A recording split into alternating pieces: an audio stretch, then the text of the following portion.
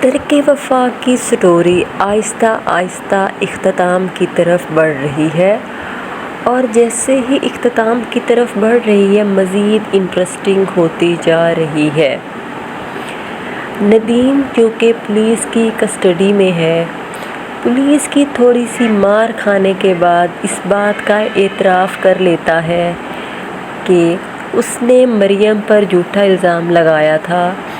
جو رقم کا اتنا بڑا گھپلہ ہوا اس میں مریم کا کوئی قصور نہیں تھا۔ جب پولیس والا یہ سب بات سبطین کو بتاتا ہے تو سبطین کہتا ہے کہ ندیم کو میرے سامنے لے کر آئیں، اور جب ندیم سامنے آتا ہے تو سبطین اسے جان سے مارنے کی کوشش کرتا ہے، جس پر پاس کھڑا پولیس والا بڑی مشکل سے ان کو الگ کرواتا ہے۔ سبطین جب گھر آتا ہے تو نوشین انیلا سے بات کر رہی ہوتی ہے۔ وہ کہہ رہی ہوتی ہے کہ آپ کو مرزا بائی نے ایسے ہی نہیں چھوڑا، انہوں نے صحیح آپ کو چھوڑا کیونکہ وہ جان گئے تھے کہ آپ کسی کے ساتھ بھی سنسیئر نہیں ہیں۔ آپ تو اپنے اس بھائی کے ساتھ بھی سنسیئر نہیں ہیں جس نے اپنا سب کچھ آپ بہنوں پر لٹا دیا۔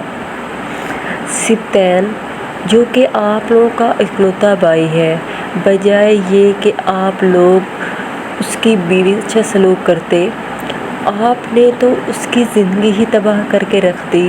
اس کی محبت، اس کی زندگی مریم کو اس کی زندگی سے ہی نکال کے باہر پھینک دیا، اور اس سے بڑھ کر اس کی اولاد کو اس دنیا میں آنے سے پہلے ہی مار دیا۔